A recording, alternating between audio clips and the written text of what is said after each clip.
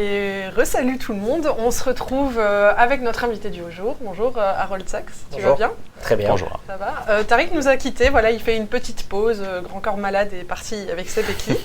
J'étais obligée de la faire, désolée, on l'a oublié en début d'émission. C'est contractuel. Donc bonsoir Harold, pour te présenter un petit peu, tu as un master en droit public à l'ULB, donc Ouais. tu es avocat, tu as d'abord pratiqué le droit du travail et de la sécurité sociale et après tu t'es dirigé en droit pénal, en droit pénitentiaire et tu exerces dans ces domaines quasi exclusivement depuis 2018. C'est ça. Tu es également membre de la commission pénitentiaire du barreau de Bruxelles, Oui. mais tu es aussi actif dans le monde associatif, donc tu es membre de la Ligue des droits de l'homme, de l'ASBL Solidarité, ainsi que de la section belge de l'Observatoire des prisons, Observatoire international des prisons, donc l'OIP, dont tu es coprésident depuis septembre 2018.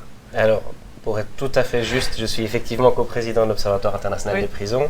Je suis, avec l'Observatoire international des prisons, partenaire régulier de la Ligue des droits humains, mais je ne suis pas membre en tant que tel de la Ligue des droits humains. J'ai été membre de la SBL Solidarité, mais ça remonte déjà à quelques années, donc je ne suis plus membre de la SBL. Nos infos n'étaient pas tout à fait à jour. Ok, pas de souci. Si on t'accueille aujourd'hui, c'est parce qu'à partir de demain, donc du 17 au 26 novembre, ce sont les journées nationales de la prison ici en Belgique. Donc c'est un événement qui existe depuis 10 ans. Ils fêtent leurs 10 ans cette année et ça a pour but d'informer les citoyens sur la prison et de les encourager à la réflexion. Et donc, sur ton invité aujourd'hui, c'est pour parler de ça.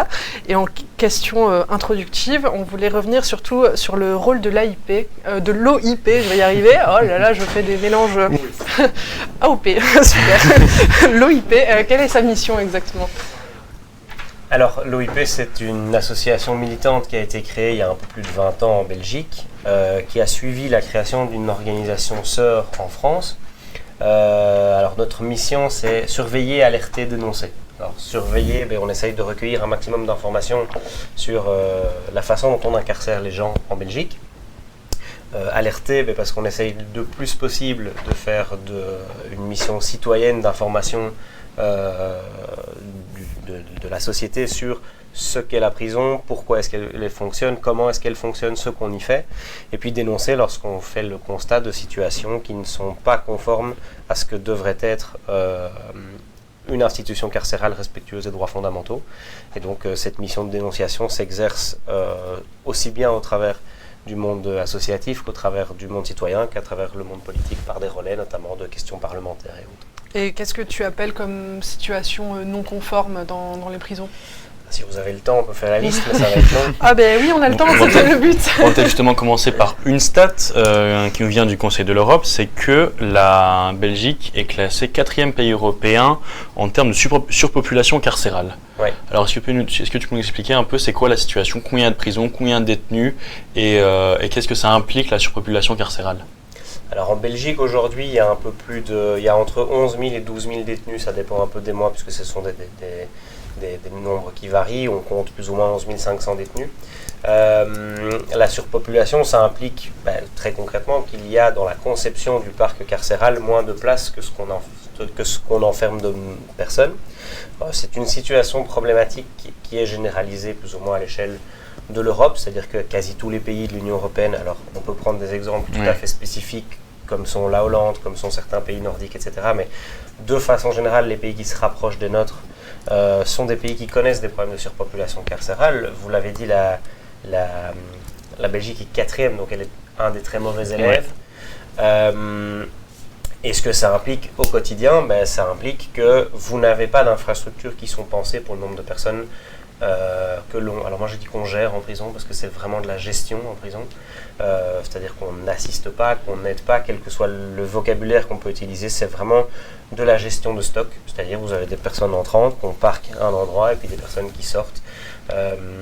Et donc pour vous donner un exemple très concret, par exemple, vous avez à la prison de Saint-Gilles une surpopulation qui est connue depuis des dizaines et des dizaines d'années. Vous aviez à un moment une décision de justice qui avait été obtenue par Avocat.be, qui est donc un groupement de barreaux francophones et germanophones, qui avait attaqué l'État belge en disant vous avez une surpopulation structurelle dans telle et telle et telle prison, dont Saint-Gilles. Et donc nous, on demande finalement à la justice de condamner l'État belge à réduire cette surpopulation parce que lorsqu'on laisse le monde politique faire, on se rend compte qu'il ne règle pas le problème. C'est ça. Et donc, il y a une condamnation qui a été prise. Et la Belgique avait un certain nombre d'années pour le faire. Et à défaut d'avoir vu sa population carcérale réduite, il y avait des astreintes qui étaient en cours. Enfin, qui étaient encourues en tout cas. Et ce qu'a fait l'État belge, plutôt que de chercher une solution structurelle, c'est de dire, en fait, c'est très simple, dans les cellules, vous aviez notamment toute une série de cellules qui n'avaient pas de toilettes cloisonnées. Et dans les normes minimales qui doivent être respectées, c'est pour que ce soit une cellule de 2 personnes, il faut que la toilette soit cloisonnée. Et donc, au lieu de trouver une solution, ils ont simplement augmenté la paroi pour cloisonner complètement la toilette. Ce qui a fait que les échanges qu'on a eus avec certains membres de l'administration, ils disaient, formellement, on a des cellules qui correspondent à un certain standard, mais on n'a pas pour autant construit davantage de tout ce qui est annexe à la cellule. Donc on n'a pas plus de personnel en prison, on n'a pas plus de personnel de soins, on n'a pas plus de lieux pour donner des cours ou pour animer des ateliers, on n'a pas plus d'endroits pour recevoir des professeurs, on n'a pas plus de services externes qui viennent en prison apporter un soutien pour les gens qui ont besoin de contact avec l'extérieur.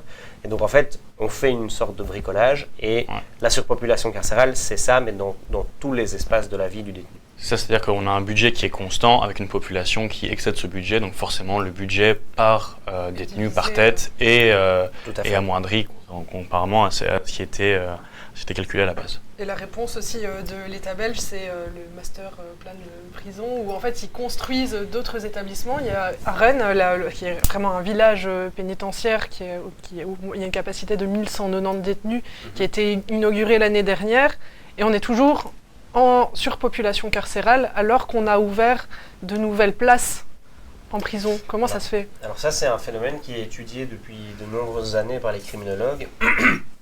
On a fait la comparaison à l'échelle européenne et on s'est dit, effectivement, lorsqu'on a une population carcérale excédentaire, on se dit, il suffit de construire de nouveaux bâtiments pour accueillir cette population carcérale excédentaire. Et donc, on a fait une comparaison sur base des chiffres de ce qu'on appelle les statistiques de l'espace pénal européen. Et donc, c'est, pour synthétiser, les 15 pays de la vieille Europe. Et on a comparé l'évolution de leur parc carcéral. Et donc, on a vu que tous ces pays avaient des problèmes de surpopulation et puis qu'ils avaient construit des places de prison. Et on a regardé, théoriquement, est-ce que ça a absorbé l'excédent de détenus. Et on s'est rendu compte que non seulement ça n'avait pas suffi à absorber l'excédent de détenus, mais que ça avait eu tendance à aggraver le phénomène. Et donc il y a une espèce de phénomène d'appel d'air qui est tout à fait récurrent et connu, qui est que chaque fois que vous allez créer des nouvelles places de prison, non seulement elles vont être remplies, mais elles vont être remplies de façon excédentaire, et donc elles vont venir contribuer à l'aggravation du problème de la surpopulation carcérale. C'est un problème qui a été dénoncé par le Comité des droits de l'homme, qui a été dénoncé par le Conseil de l'Europe, qui a été dénoncé par la Cour des comptes en Belgique elle-même, qui a dit, lorsqu'on a fait ce master plan, qui a dit, en fait, le master plan, ça n'ira pas, parce que tant que vous ne réglez pas autre chose, tant que vous ne réfléchissez pas à une politique cohérente, il ne va jamais rien en sortir de bon. Alors je crois qu'on a juste un tout petit souci de micro. Il va juste falloir remonter un tout petit peu parce qu'on ne vous entend pas très bien. Ok, voilà, parfait. Black Rickers qui nous a rejoint. Bonjour Black Rickers. Et donc voilà, c'est au-delà des grands chiffres et des plans qui ont été faits, je voulais vous demander c'était quoi les impacts pour les détenus de la surpopulation.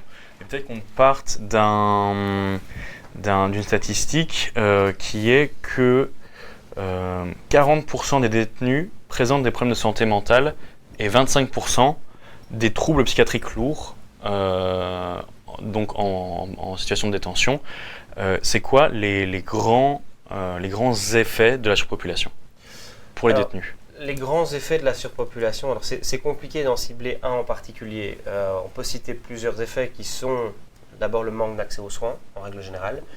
Le soin psychiatrique en particulier, parce que il y a en fait une espèce d'effet de contagion qui est compliqué à déterminer, qui est-ce que finalement la prison est devenue un lieu qui crée de la pathologie mentale, ou bien est-ce que la pathologie mentale étant tellement mal gérée dans notre pays, c'est-à-dire qu'on a tellement peu financé les soins de santé mentaux, etc., enfin les soins dans le secteur de la santé mentale, que finalement les gens qui ont des pathologies mentales se retrouvent catégorisés comme des gens dangereux et donc on les amène en prison. Le manque d'accès aux soins, il est criant. Si vous interrogez des médecins qui travaillent en prison, ils font ce qu'ils peuvent avec ce qu'ils ont, mais quand vous êtes médecin, que vous avez une liste d'attente d'une 60aine de détenus et que vous avez, si vous répartissez votre nombre d'heures de travail sur le nombre de détenus à voir, vous avez 2 ou 3 minutes par détenu, qu'est-ce que vous pouvez faire d'autre que de la prescription de médicaments ou que simplement dire ok, vous avez une douleur, je vais vous donner un antidouleur et pour la suite on verra. Alors il y a quand même des centres médicaux en prison pour les cas les plus graves, donc il y a moyen d'avoir des opérations et des soins tout à fait spécifiques en prison, mais de façon tout à fait insuffisante. Alors le manque d'accès aux soins, il est aussi évident que le manque d'accès, par exemple, aux services sociaux externes, alors que ce soit des services d'assistants sociaux pour vous aider simplement à faire des démarches administratives pour conserver une adresse en Belgique, conserver un lieu où vous pouvez recevoir votre courrier, faire vos démarches pour renouveler votre carte d'identité, faire vos démarches pour avoir accès au droit de vote. Les détenus ne sont pas automatiquement condamnés, déchus de leurs droits électoraux. Et pour autant, les élections sont très très peu organisées en prison. Et donc vous avez comme ça toute une série de problématiques qui sont liées à la surpopulation carcérale. Et puis de façon aussi tout à fait concrète, lorsque vous n'avez pas assez d'agents par rapport au nombre de détenus, qu'est-ce qui se passe? Concrètement, les agents ont l'obligation, par la pression qu'ils subissent du système, de gérer la détention comme ils peuvent. Et donc de se limiter quasi au sécuritaire. C'est-à-dire que la seule façon de gérer, quand vous avez une telle population à gérer, de gérer les possibles conflits, etc., c'est de fermer de plus en plus le sécuritaire. Donc d'avoir des détenus qui sont de plus en plus longtemps en cellule sans activité externe. Et donc ça crée une situation de surtension dans le chef des détenus qui vient aggraver le risque pour les agents. Et donc les agents vont avoir tendance à dire on est bien obligé de resserrer le contrôle encore plus, et donc c'est de plus en plus compliqué, c'est un cercle vicieux, ça c'est pour vous donner quelques spirale sécuritaire qui s'engrange. Totalement. Et on parlait juste avant aussi de l'extra-carcéral, donc un peu tout ce qui est activité culturelle, etc. en prison. J'imagine que du coup, s'il y a une surpopulation, il n'y a pas moyen de faire ce genre d'activité, donc d'avoir une vie, presque normale en fait. Alors presque normale, certainement pas, mais un autre exemple très simple, c'est beaucoup de détenus sont demandeurs d'avoir un travail en prison. Oui. Alors pourtant, le travail que vous pouvez avoir en prison, il est extrêmement précaire, c'est-à-dire que c'est vraiment du travail à la chaîne de manutentionnaire, c'est visser des bouchons, c'est déclipser des pastilles sur des grilles, donc c'est quelque chose de très répétitif, de parfois très abrutissant, mais c'est la seule possibilité dans de nombreux établissements de sortir de cette cellule et d'avoir quelque chose d'autre à faire et de pouvoir circuler un tout petit peu dans la prison. Et donc il y a énormément de détenus qui souhaitent accéder au travail pénitentiaire et qui sont sur liste d'attente parce qu'ils n'ont pas assez, ils ont trop de détenus par rapport au nombre d'emplois accessibles.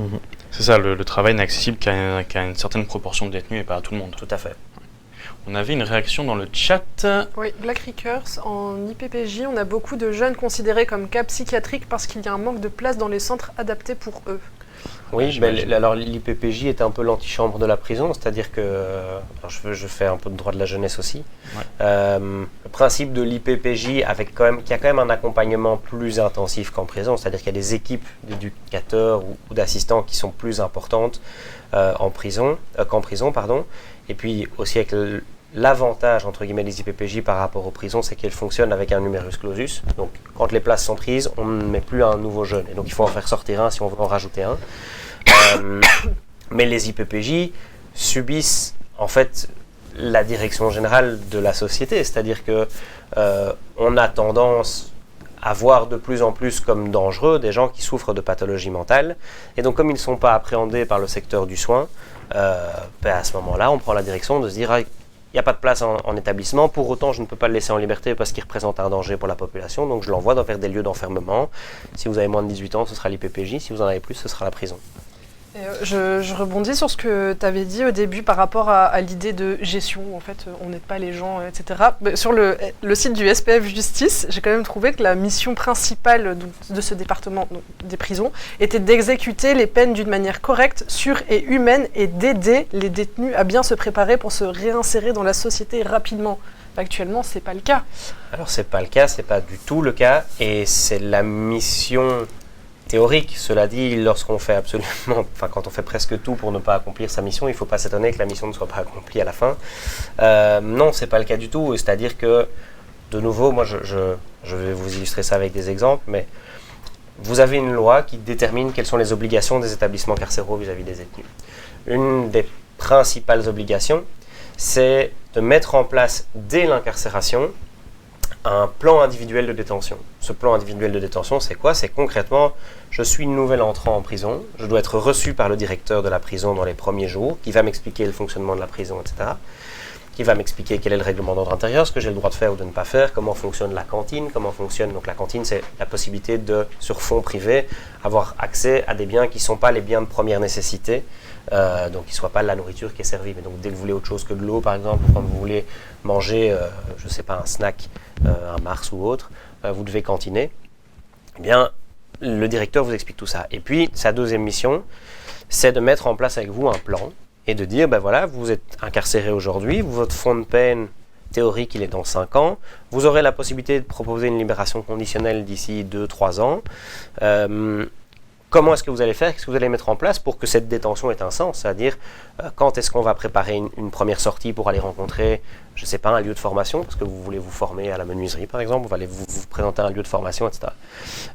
C'est une obligation qui existe dans la loi, elle est entrée en vigueur, donc c'est une obligation qui pèse sur tous les établissements. J'ai parlé avec, je sais pas, une quinzaine de directeurs de prison, ils m'ont tous dit, on n'en a jamais fait un seul. Et je ne connais pas un seul détenu que j'ai rencontré qui m'ait dit, on m'a expliqué qu'il existait une possibilité de faire une demande de plan de détention.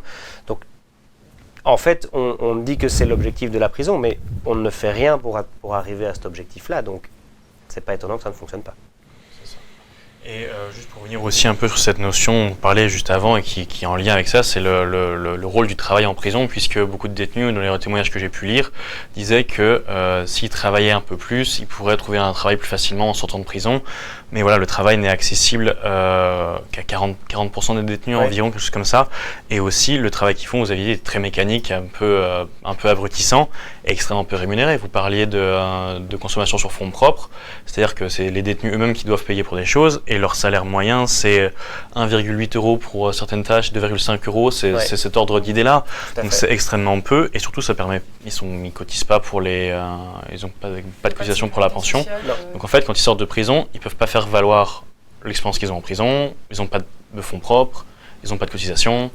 Du coup, c'est du travail qui est juste une sorte d'esclavage moderne. D'esclavage moderne, voilà, je vais utiliser le mot. C'est moi qui l'utilise. Oui, voilà. Mais la prison, c'est un système très paradoxal. C'est le seul système où, avant d'entrer en prison, on vous donne l'injonction de vous réinsérer.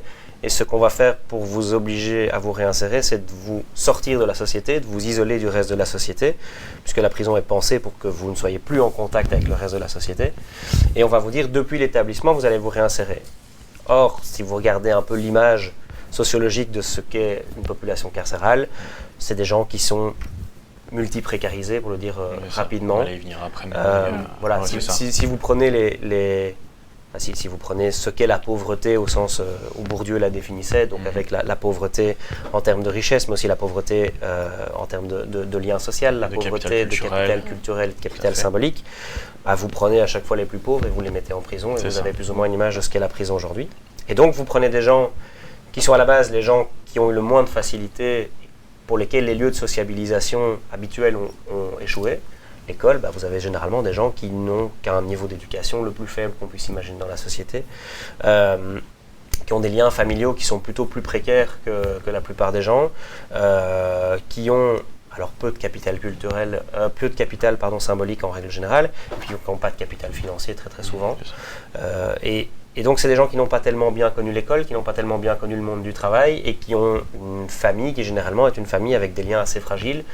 Il y a un parent en moins, il y a des gens, par exemple, on fait des études pour questionner les gens en disant est-ce que vous connaissez le travail de vos parents, et la plupart des détenus ne savent pas ce que faisaient leurs parents comme métier, ce qui montre parfois le faible lien. Et donc on prend ces gens les plus fragiles, on leur dit vous allez devoir vous réinsérer, comment? Surtout en quittant la société, et puis en menant une vie au sein d'un environnement clos où tout est pris en charge pour vous. C'est-à-dire, oui, effectivement, vous êtes dans une cellule, vous avez un matelas, on va vous apporter à manger, on va vous dire quand est-ce que vous avez le droit de vous lever, quand est-ce que vous avez le droit de vous coucher, le nombre de livres que vous avez le droit d'avoir en cellule, à quelle heure est-ce que vous avez le droit de sortir de la cellule, quand est-ce que vous pouvez aller à la promenade, etc. Et puis on va mener comme ça votre vie, diriger votre vie pendant quelques mois, quelques années. On va vous donner accès éventuellement, si vous avez un peu de chance, à un travail qui est sous-payé. Il faut bien se rendre compte de ce qu'on peut rien faire avec 1,60 €, même 1,60 €, enfin 1,06 € de l'heure. Et en plus, vous ne cotisez pas. Donc, quand vous allez sortir de la prison, parce que vous êtes à fond de peine ou parce que vous avez bénéficié d'une libération conditionnelle, vous sortez et en fait, vous n'avez rien. Vous n'avez pas droit au chômage, vous n'avez pas droit à la mutuelle. Donc, vous allez finalement terminer dans le dernier filet de la sécurité sociale, qui est le CPS. Vous n'aurez pas cotisé pour votre pension et donc, vous êtes quelque part condamné à la précarité. Et en plus de ça, vous avez tous les stigmates que porte un détenu, c'est-à-dire parfois une inadéquation entre votre mode de vie et celui du reste de la société, une inadaptation par rapport à l'évolution des moyens technologiques. Vous avez des détenus qui ont passé 10-20 ans en prison, ils sont rentrés en prison, il n'y a pas de GSM, et ils sortent, tout le monde a un smartphone, avec Internet, avec une boîte mail, et on leur dit de trouver un travail, et donc de se créer une adresse mail, ils ne connaissent pas tout ça. D'avoir des formations qui sont adaptées au monde Exactement. présent, et ça ne marche pas trop. On a un message sur le chat, mais je n'arrive pas à lire en régie. Ah bah tu l'as sur le téléphone, c'est parce qu'il y a un carré devant. Il y a un truc devant, mais je vais le lire là sur mon téléphone. Ouais, c'est bon. Tu veux y aller, Aline? Oui, pendant que Max règle les petits soucis techniques. Une première participation sur le chat en plus, merci beaucoup pour un le témoignage message.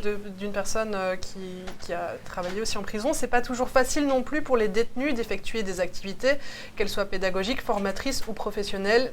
J'ai eu l'occasion de proposer des activités jeux vidéo à Leuze et philo à Mons. Et il y a aussi de vrais écarts d'offres d'activités en fonction des prisons, ce qui fait que ça ne facilite pas systématiquement la réinsertion de par le manque d'activités sociales et la crise sanitaire n'a rien arrangé. Voilà, c'est un peu... Oui, c'est tout à fait correct. Et c'est un des deux autres problèmes qu'on pointe, notamment sur l'offre de formation en prison. Vous avez des détenus parfois qui sont demandeurs d'une formation en prison, et puis qui débutent une formation, et puis imaginons ils sont placés en détention préventive, donc ils n'ont pas encore été jugés, mais on considère que pour les besoins de l'enquête, on ne peut pas les laisser en liberté. Ils commencent une formation en prison, puis ils sont condamnés, ils sont changés de prison. Et dans la prison où ils se retrouvent, il n'y a pas de suivi. C'est pas comme quand vous changez d'école, vous avez un programme scolaire qui est identique. Ici, on fait avec ce qu'on a, et donc on propose une formation, vous inscrivez une formation, et puis en plein milieu de la formation, on vous change d'établissement, vous ne savez pas terminer la première, et vous vous retrouvez dernier sur liste d'attente pour commencer une nouvelle formation dans une nouvelle prison. Vous ne savez pas si vous allez rester, si éventuellement vous allez être retransféré, et donc oui, c'est extrêmement compliqué. On salue un donateur qui nous rejoint sur le chat et on continue du coup sur cette idée qu'en sortant de prison, on n'est pas adapté à un retour à la société comme on l'a connue, à la vie civile normale. Et ça se traduit par un chiffre qui est assez marquant, c'est le taux de récidive de 60%. Oui, c'est ça. J'ai revérifié, il est à peu près stable. J'ai vu plusieurs fois le même chiffre entre 2018 et 2022. Donc, c'est ça. Donc vous nous disiez au début que l'objectif de la prison, c'était, en tout cas ce que Aline disait sur le SPF, c'était d'aider les gens à la réinsertion. Si vous nous avez expliqué avec certains exemples que c'était pas vrai, mais qu'en plus non seulement la prison n'arrivait pas à réinsérer les gens, mais la seule chose qu'elle arrivait à faire, c'était à les renvoyer chez elle, à créer des nouveaux détenus et peut-être même des détenus avec des délits encore plus graves. Alors le taux de récidive, c'est effectivement le chiffre de 60% et un chiffre qui ressort souvent. Ça reste des choses qu'il faut manier avec précaution, parce que la récidive, c'est extrêmement difficile à évaluer, surtout quand on fait des comparaisons d'un pays à l'autre ou d'une année à l'autre, parce que tout le monde n'inclut pas les mêmes chiffres dans la façon de calculer la récidive. Vous avez d'abord la personne qui sort de prison. Lorsqu'elle commet un nouveau délit, est-ce qu'elle est automatiquement récidiviste, ou bien est-ce que vous ne comptez que des gens qui ont fait de la prison et puis qui recommettent une peine, qui les réamènent en prison? Et puis vous avez l'échelle aussi à laquelle, si une personne sort de prison aujourd'hui et que dans 20 ans, 25 ans, elle commet une nouvelle infraction, est-ce qu'on peut considérer qu'elle est récidiviste au sens où la prison aurait pu produire cette récidive-là? Est-ce que 25 ans après, il y a encore un lien entre les deux? Et ce sont toutes des questions qui ne sont pas sans incidence. Notamment, je vous disais, est-ce qu'une toute nouvelle infraction, parce que forcément, vous êtes condamné, je ne sais pas, pour des faits extrêmement graves, on va dire, imaginons un assassinat, et vous sortez après 25 ans, et puis vous commettez un excès de vitesse à 180 sur l'autoroute au lieu de 120. Parce que vous avez pu...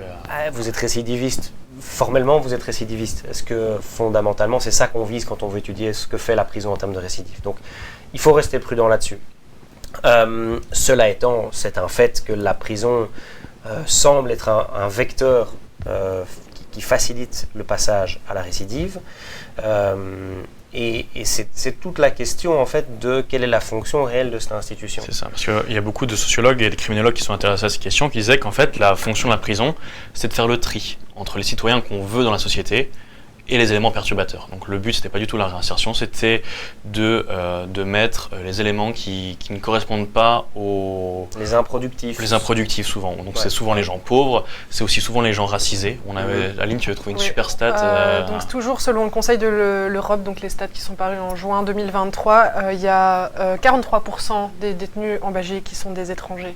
Oui. Et la moyenne européenne est de 16%. Donc il y a quand même une différence assez significative. Ouais, c'est ça, donc je trouvais que je me demandais si le public, c'est dur de dire ça comme ça, mais la sociologie des gens en prison traduisait la fonction sociale de cette institution. Alors, c'est un débat qui est très très large, qui est passionnant.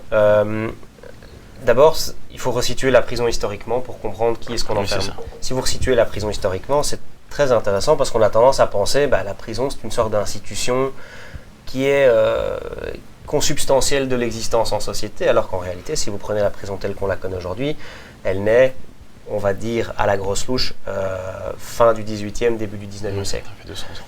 Et donc alors l'Observatoire international des prisons est une association militante abolitionniste, donc nous on revendique la volonté de mettre fin au système carcéral, tout en restant pragmatique et sur terre, mais nous dénonçons l'existence de la prison comme institution.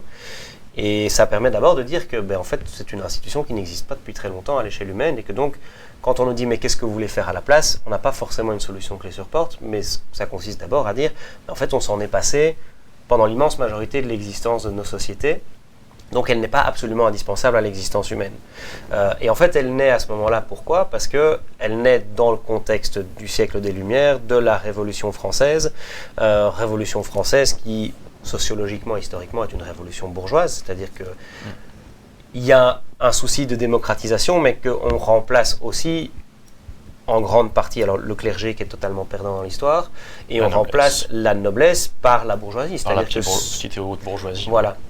Et la prison va naître à ce moment-là parce que, alors ça c'est l'analyse qu'en fait en tout cas Foucault, il va y avoir un exode rural, les gens vont retourner vers des centres urbains où il va y avoir un essor industriel, où on va avoir besoin de main-d'œuvre.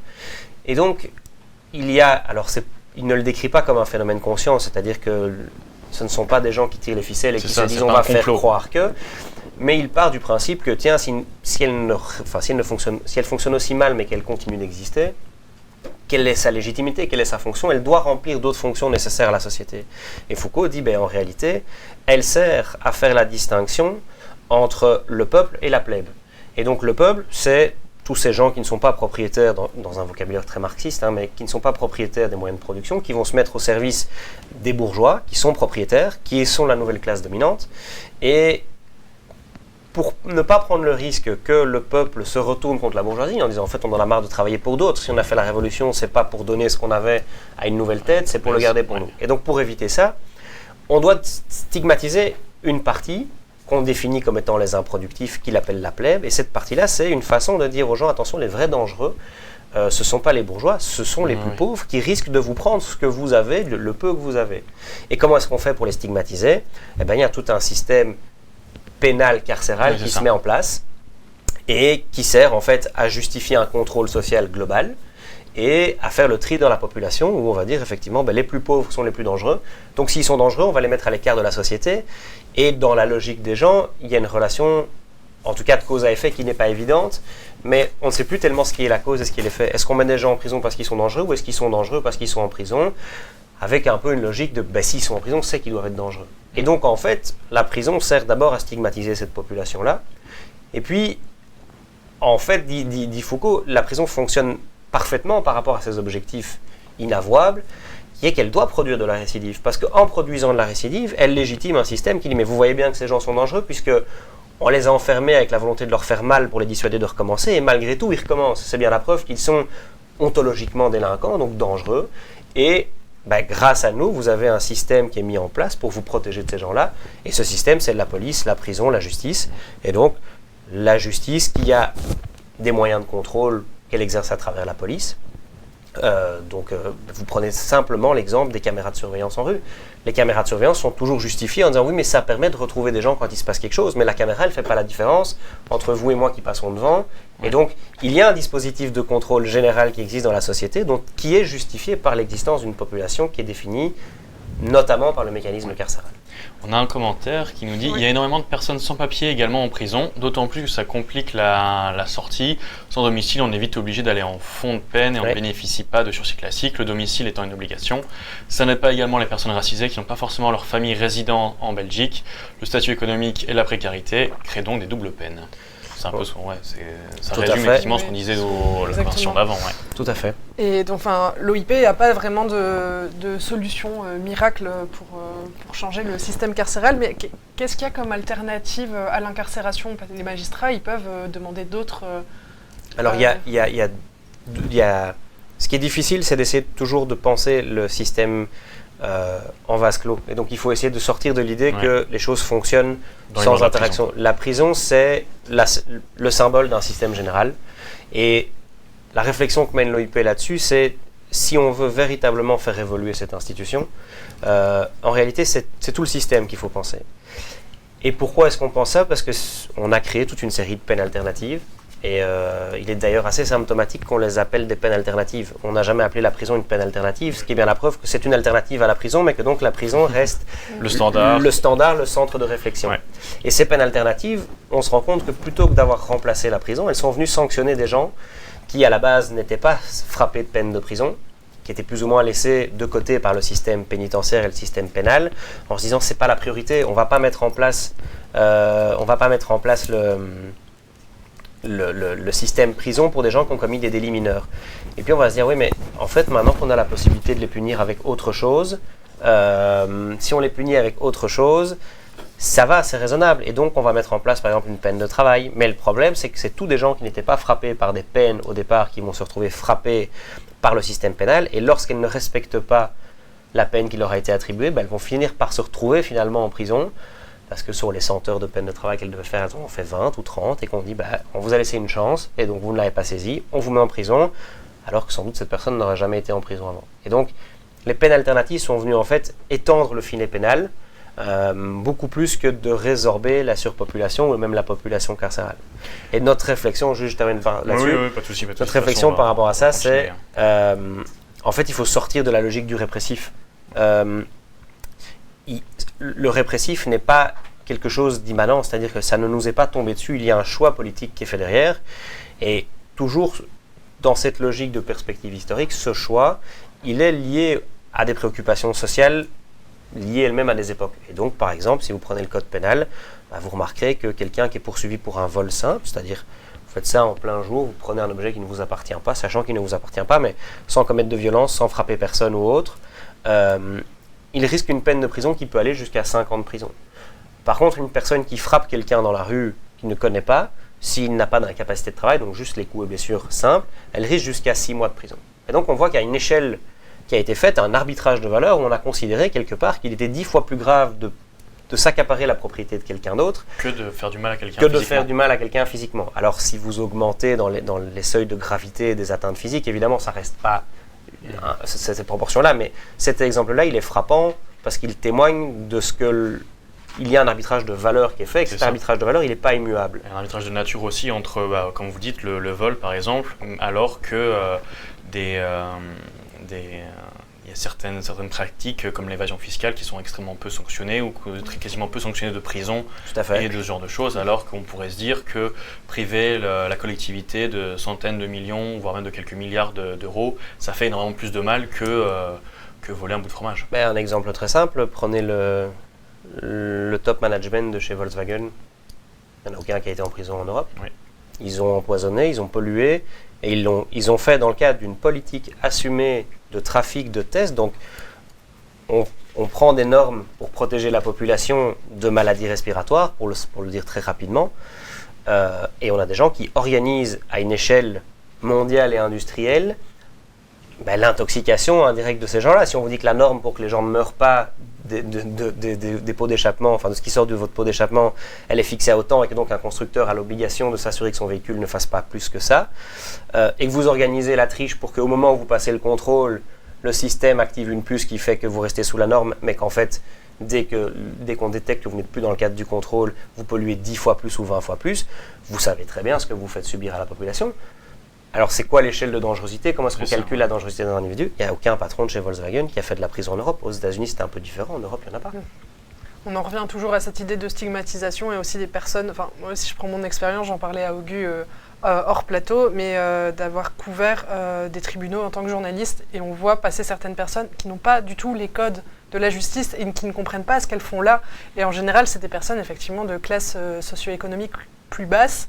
Parce que ceux qui, voilà, la criminalité en col blanc, je vais y arriver, arrivent à se faufiler dans les mailles du filet. Ne fût-ce que par le capital symbolique dont on parlait C'est tout à l'heure. Voilà. Quand vous maîtrisez les codes, même les codes de la communication de la personne qui vous juge, il n'y a rien à faire. Il y a une facilité de s'identifier pour le juge à la personne qu'il va juger qui est beaucoup plus importante que pour quelqu'un qui ne l'est pas. Et donc, un autre exemple très simple, alors c'est souvent à ça, enfin c'est aussi à ça que servent les avocats, c'est essayer de préparer leurs clients à ce qui doit se dire, ce qui ne doit pas se dire, comment est-ce qu'on le dit, puisqu'on est censé maîtriser un peu ces codes-là aussi. Mais j'avais un détenu qui ne voulait pas être assisté d'un interprète alors qu'il était arabophone. Il maîtrisait plus ou moins le français. Et le président lui pose des questions et il répond « ouais ». Mais il ne répond pas « ouais » parce qu'il ne veut pas dire « oui », il répond « ouais » parce qu'il a l'accent qu'il a, c'est pas sa langue maternelle, il fait ce qu'il peut, il essaye de se débrouiller. Et il a été repris par le président qui dit « ici, dans cette chambre, on ne dit pas « ouais », on dit « oui, monsieur le président ». Et donc c'est une façon d'assurer son autorité, de marquer un pouvoir, mais ça traduit aussi le fait que le président considérait que cette personne lui manquait de respect. Et forcément, si quelqu'un vous manque de respect et que c'est vous qui allez décider de ce que vous allez lui infliger, même si ce n'est pas votre volonté consciente, même si vous en êtes conscient et que vous essayez de faire attention à ça, vous êtes nécessairement influencé par ce que la personne vous paraît sympathique ou antipathique. Et on parlait, vous disiez que l'OIP n'avait pas de solution magique. Il y a quand même certaines initiatives qui fonctionnent bien, donc peut-être pas forcément en Belgique, mais il y a quand même des bons élèves en Europe. Il y a des pays comme la Finlande ou la Norvège avec une façon de gérer à la fois les gens qui ont commis des délits et des crimes et à la fois de les préparer à revenir dans la société. Est-ce que vous pouvez nous donner, je sais pas, quelques exemples qui pourraient être qui peut faire partie de ce qu'on appelle la justice réhabilitative? Je ne sais pas si vous réclamez un peu de ce concept-là. Oui, alors...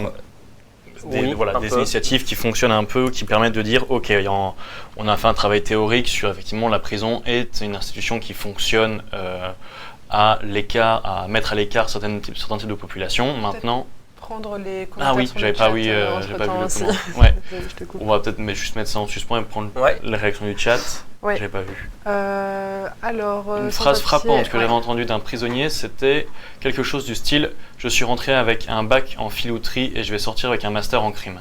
Les institutions de leur société interne avec une redéfinition de normes, de déviance, créent donc aussi des interactions qui peuvent parfois radicaliser les comportements, les actes d'individus qui, sans la case prison, n'auraient probablement pas récidivé ou vécu une augmentation du crime. Ça résume encore très bien. C'est ça, ouais. Le droit protège plus les biens que les gens finalement quand on voit les écarts de peine entre la violence physique et les vols. Ça se voit aussi sur les actions des policiers qui sont souvent mobilisés pour défendre des bâtiments et moins les personnes. Tout à fait.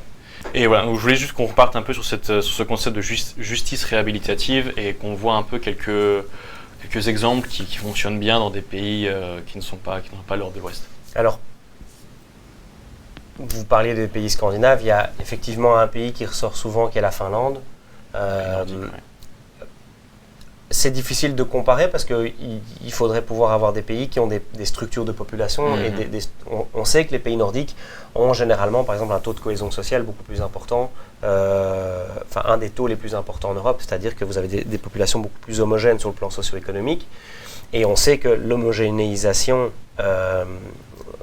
c'est-à-dire la réduction des écarts entre les plus riches et les plus pauvres, pour le dire très rapidement, est un facteur qui participe à une certaine forme de pacification de la société. Ce qui est certain, c'est que la Finlande avait un problème de surpopulation carcérale qu'elle a réussi à régler en grande partie en décidant de drastiquement limiter le recours à la détention préventive. Donc la détention préventive, c'est très concrètement, vous êtes suspecté d'avoir commis une infraction, vous serez jugé dans 6 mois, 1 an. En attendant, on a une enquête à mener et on ne peut pas prendre le risque de vous laisser hors de la prison et donc on vous incarcère. En Belgique, on a un des taux d'utilisation de la détention préventive qui est les plus élevés en Europe. Il y a à la grosse louche 35% des détenus en Belgique, ce qui veut dire qu'un détenu sur 3 est une personne qui est en attente d'un jugement, qui est donc formellement, légalement innocente de ce qu'on lui reproche pour l'instant. Ça ne veut pas dire qu'elle sera déclarée innocente à terme. C'est le fameux droit à la présomption d'innocence. Mais elle garde son droit à la présomption d'innocence et normalement, la prison, comme elle vient sanctionner, elle ne peut pas venir sanctionner anticipativement. La Finlande a dit, on le réserve à certains cas très précis. Pour le reste, c'est interdit et on met une limite de temps.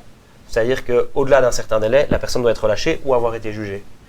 Et bien ça, on a vu qu'en fait, quand on laissait plus le choix au juge, ça permettait d'avoir des effets sur le réel et des effets concrets. Un autre exemple que moi j'aime bien, qui vient du coup pas de la Belgique, enfin qui vient pas des pays nordiques, mais qui vient du Portugal. C'est très intéressant parce que le Portugal a été au bout de la logique justement de se dire, en fait on sort de ce système pénal et on réfléchit autrement. Et ils ont légalisé toutes les drogues, c'est ça? Voilà, exactement. Et ils ont dit, en fait, l'usage de stupéfiants peut être perçu autrement que comme un problème de délinquance, mais peut être perçu comme un problème de santé publique avant tout. Donc, la vente de drogue, le fait d'enrichir un trafic peut alimenter d'autres trafics, etc. Donc ça, on peut continuer éventuellement à penser que les dealers, les gens qui vendent des quantités relativement importantes ou qui appartiennent à des réseaux peuvent poser des problèmes de criminalité. Donc ceux-là, on peut continuer à les poursuivre. Mais les consommateurs de stupéfiants, quel que soit le stupéfiant qui est consommé, ne sont pas des délinquants. Et en réalité, quand ils deviennent délinquants, c'est parce qu'ils ont des difficultés à s'approvisionner dans un produit qu'ils doivent se fournir de façon clandestine. Et donc, on va d'abord réfléchir en termes de santé publique. C'est pareil que pour la cigarette, pareil que pour l'alcool. En réalité, on va se dire, c'est pas terrible dans une société d'avoir des junkies, d'avoir des alcooliques, d'avoir des toxicomanes. Et donc, comment on fait pour aider ces gens-là à être conscients des dangers qu'ils prennent?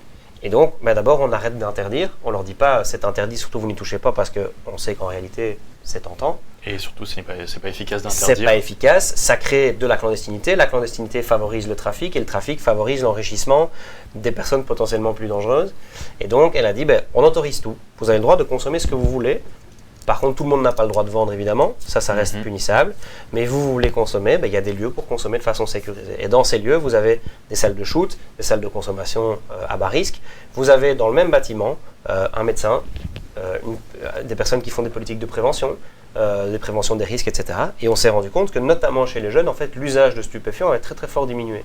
Ce qui veut dire qu'en fait, en changeant le prisme, en sortant ce qu'on appelle nous la bouteille à mouche, c'est-à-dire l'image de la mouche qui est coincée dans sa bouteille et qui n'est pas consciente qu'on peut réfléchir en dehors de la bouteille.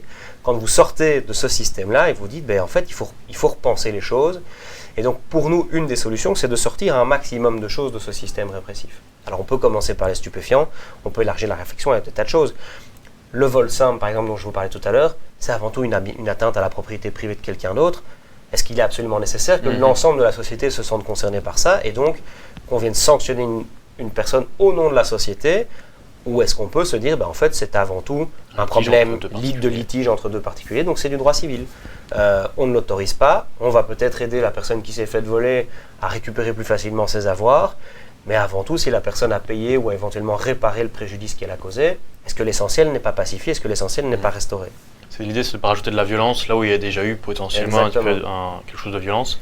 Tout en se disant aussi quelle est l'utilité qu'en a la société, parce qu'il faut bien se dire aussi qu'un détenu, c'est en moyenne 150 € par jour que ça coûte à la collectivité. Vous voulez aussi aborder ça, mais du coup, c'est le coût économique. Exactement, le coût économique, il est gigantesque. Donc, chaque mois, un détenu va coûter 4 500 € à la collectivité. Et pendant ce temps-là, la victime, elle ne perçoit rien, puisque le détenu qui est en prison, qui, quand il a la chance de travailler, touche 1,06 € de l'heure, il ne s'est pas indemnisé la victime. Donc, non seulement la victime en sort perdante, mais l'ensemble de la collectivité va payer, alors que on pourrait prévoir des mécanismes de solidarité en disant oui, c'est injuste que vous ayez été privé de votre bien, ou c'est injuste que vous ayez subi une dégradation de votre immeuble, etc. La collectivité va prendre en charge la réparation et s'occupe de récupérer cette somme-là chez l'auteur. Pas besoin de faire payer l'ensemble de la collectivité en plus 6 mois de détention qui vont coûter une fortune à tout le monde et de l'argent qui est brûlé et qui est gaspillé puisqu'on n'en fait rien de concret. Je ne sais pas si tu avais encore des questions, j'ai l'impression qu'on a déjà beaucoup fait. Oui, j'ai l'impression, je ne sais pas, j'ai pas du tout regardé le temps, mais il me semble qu'on a pas mal fait le tour. Ouais. Je voulais rebondir sur quelque chose, mais je crois que j'ai oublié maintenant. C'était sur... Par rapport à l'approche abolitionniste versus réductionniste, parce qu'on n'a pas... Du coup, en fait, moi j'avais lu dans une interview en 2018 que l'OIP avait une vocation réductionniste de la prison, mais vous avez corrigé ça. Plutôt abolitionniste, voilà. Donc en fait, c'était juste parce que je connaissais pas le thème réductionniste et je voulais avoir un peu cette... Moi, c'est la première fois que je l'entendais aussi personnellement avant de préparer cette interview. Quand l'OIP a été créé, c'était dans la continuité des mouvements qu'il y avait eu en France, les mouvements tels que le Jeune Épi en France, le groupe d'action prison, le GAP, qui avait été créé d'ailleurs par Foucault, dont l'objectif était d'aller faire distribuer des formulaires en prison pour que les prisonniers puissent dénoncer leurs conditions d'incarcération. À l'époque où en France, il y avait des prisonniers qui avaient tenu le toit d'une prison pour manifester, qui s'étaient barricadés sur le toit de la prison, qui ne voulaient plus réintégrer leurs cellules, puisque les détenus n'ont pas d'autre façon de manifester leur colère, c'est-à-dire qu'ils sont privés du droit d'expression citoyenne. À partir du moment où ils sont détenus, ils n'ont même plus le droit de dire qu'ils ne supportent pas la détention, parce qu'on considère que ça fait partie de leur peine. Et donc il y avait eu ce mouvement-là en France, et l'OIP est né là-dedans. Et donc effectivement, au départ, l'OIP brassait un peu différents courants, et tout le monde était d'accord sur le fait que la prison était un problème, et que les conditions d'incarcération étaient problématiques, qu'il fallait dénoncer les atteintes aux droits fondamentaux. Mais il y avait des courants divergents, il y en avait qui étaient plutôt réformistes et réductionnistes. Donc réformistes au sens où ils pensaient qu'il fallait améliorer la prison, ou réductionnistes, il fallait diminuer le nombre de personnes ou le recours à la prison. Et puis il y avait des gens plus radicaux qui étaient abolitionnistes, qui disaient la prison est problématique en tant que telle, c'est l'institution et vous pouvez...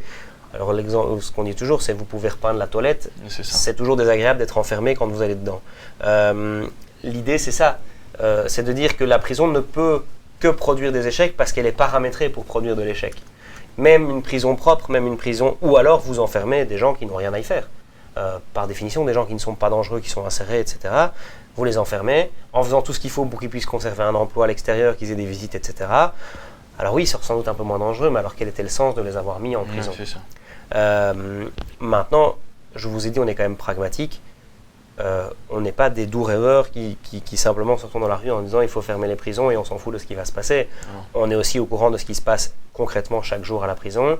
Et sur du court terme et du moyen terme, notre volonté, c'est que les droits fondamentaux des détenus soient respectés sans condition et que le politique avance vers une réflexion sur le système carcéral qui consiste d'abord à dire il y a toute une série de gens en prison sur lesquels on peut se mettre d'accord sur le fait qu'ils ne représentent aucun danger pour la population. Et pour en plus général, c'est ce que vous disiez tout à l'heure avec l'exemple par exemple du Portugal, c'était d'aller vers une sortie de la pénalisation de certaines pratiques et donc sortir du schéma de pensée que certaines pratiques doivent absolument être traitées comme des matières de justice et les aborder de manière médicale comme pour les drogues ou sociétale comme d'autres pratiques de dégradation et d'avoir aussi une pensée, j'imagine, autour de la notion de crime, de ce qu'on considère comme un crime, ce qu'on considère comme n'étant pas un, comme c'est une notion qui est extrêmement mouvante dans la société, géographiquement et temporellement, de voir que en fait, cette notion-là est aussi très dépendante du système dans lequel la société est.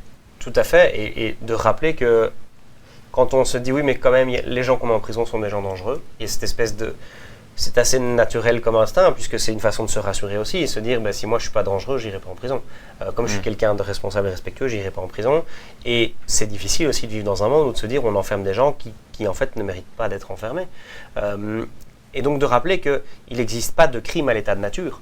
Le crime, c'est la qualification politique qui est donnée à une action. Et vous prenez n'importe lequel de ces crimes-là, il n'est pas par nature criminel, c'est-à-dire que vous prenez le meurtre, tout le monde va se dire mais non, mais le meurtre, dans toute société on interdit le meurtre. Mais c'est faux, si vous faites la guerre, vous êtes autorisé à tuer. Donc le meurtre en tant que tel n'est pas interdit.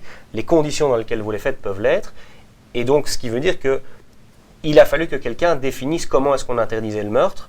Et donc le meurtre, dans certaines conditions, est interdit, dans d'autres, il est autorisé, voire encouragé. Je vous disais, le cas de la guerre, on vous encourage à aller tuer l'ennemi, c'est l'essence même de la guerre. C'était même une manière de régler les différences à une époque, les fameux duels ou les choses comme ça. C'était une manière de régler les différends, tout à fait légitime et même honorable. Et donc ce que nous suggérons comme piste de réflexion, c'est d'abord de refaire la liste de tout ça et de se dire, mais en fait, est-ce qu'il est toujours légitime aujourd'hui?